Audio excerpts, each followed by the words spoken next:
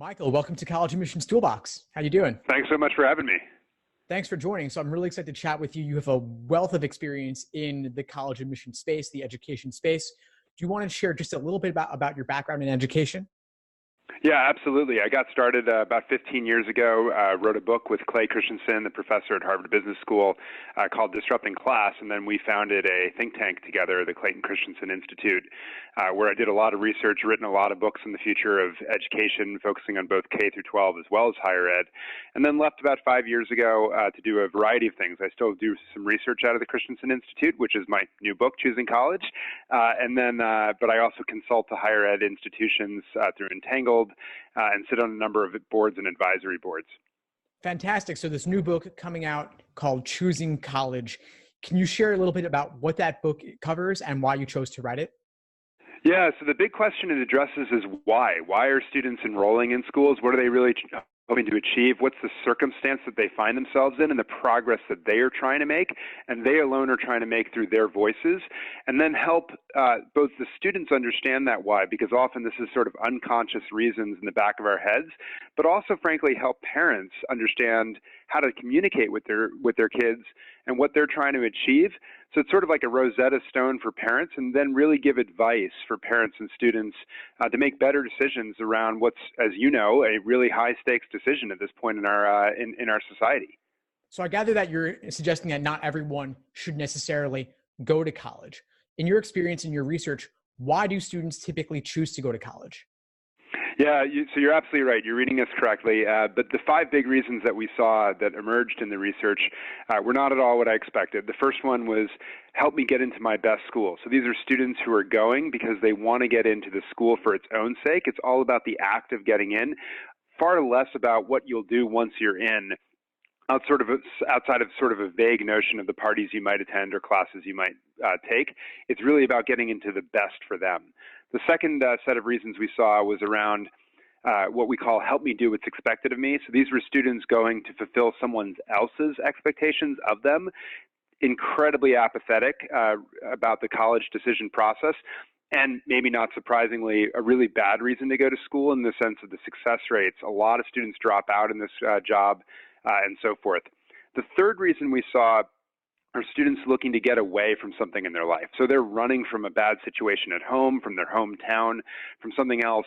And it's not about the college itself. It's just that college is a socially acceptable thing that they can tell people that they're going to. The fourth reason we saw was what we're calling help me step it up.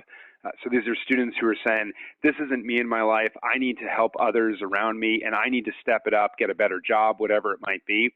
And then the last one is what we're calling help me extend myself. So these were students who were really at a comfortable place in their life. They were often adults who said, I've always wanted to do something else. I'm not quite satisfied. I have this yearning to learn more, be more, and challenge myself, and I want to go back to school to try to help me advance in that. But you know what? If it doesn't work out, that's okay as well. And it turns out that some of those jobs translate really well to school experiences, and some of them don't because they're not really going for school itself. So I gather that some of these reasons are worthwhile and some are not worthwhile, and you're calling them jobs, right? Yeah, that's right. It emerges from this theory, jobs to be done, which is basically a research theory that emerged out of Clayton Christensen's research at the Harvard Business School. And my co-author, Bob Mesta, is really the architect of it, and he uses the methodology to help companies in tons of industries, from education to healthcare, to innovate and create products and services. And we're basically using it for the first time to help people make better decisions.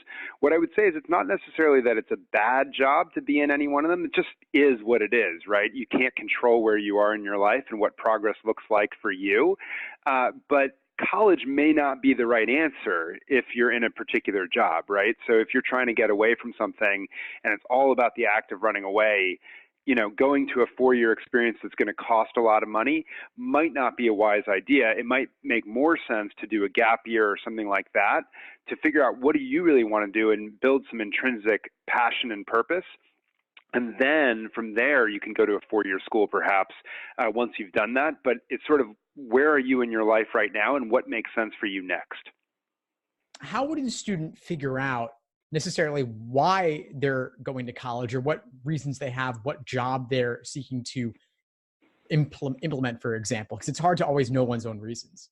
Yeah, I mean, that's honestly the hardest thing about all this, right? Is that you don't know yourself. It's hard to figure it out. And we tell ourselves narratives all the time in the back of our head about what we think we want to be known as doing, or what we want to tell others that our reasons are for doing something.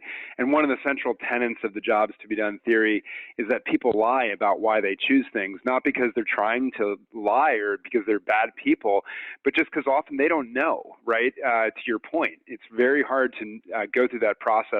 What we're hoping in the book is by making a lot of these reasons really explicit and telling stories of real students who have made this college choosing process that we literally mapped out in mini documentaries that we share throughout the book, that people will be able to locate themselves, if you will, inside of the book and say, oh, that's me, that's who I am, and that's what I'm trying to get done.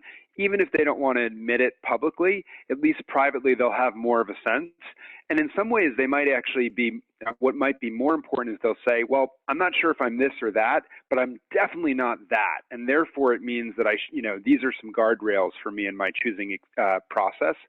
Last thing I'll say is we are creating a free app that we're offering at choosing.college for anyone who buys the book, where they can just jump on and actually take a survey, a 10-minute survey that will help locate them in the jobs as well. So it's just a little extra resource that can help students beyond what they read in the book itself. Well, I love that you're offering that at choosing.college. Now, you laid out these 5 categories, Michael, very useful, these 5 jobs where students might have their reasons for going to college. What would be your best advice for each of those categories?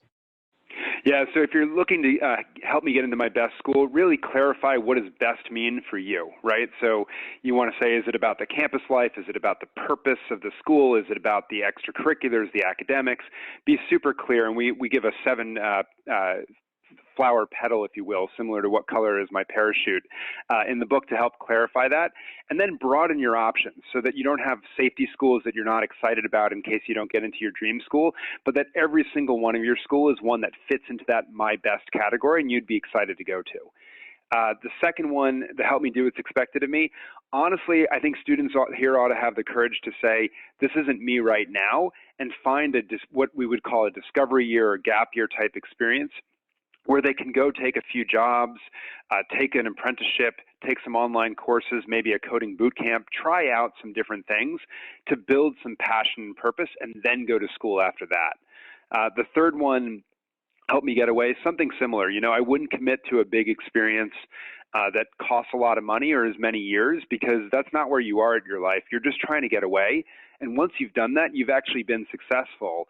And then you should be able to reevaluate from there. The fourth one, help me step it up. Here's where, choose a program where you've crystallized the outcome that you want out of it, right? If you want to advance and become a nurse, say, in a career, great. You know exactly what you want to do. Make sure, just double check that nursing is really what you want to do. And if so, go for the fastest program that gets you there to where you want to go. And then the help me extend myself job, the biggest piece of advice I would say here is that students often were afraid to do something. They almost needed permission from someone else to allow them to go back to school or explore or something like that. And I would say, give yourself permission. You deserve this. You've earned it. And learning is a great thing that can benefit your life, so don't be afraid of it. Thanks so much for that detailed breakdown, Michael. Really appreciate it. So this was part 1 of a 2-part interview. The book is Choosing College. We're here with Michael Horn. Stay tuned next week where we'll dive into part 2.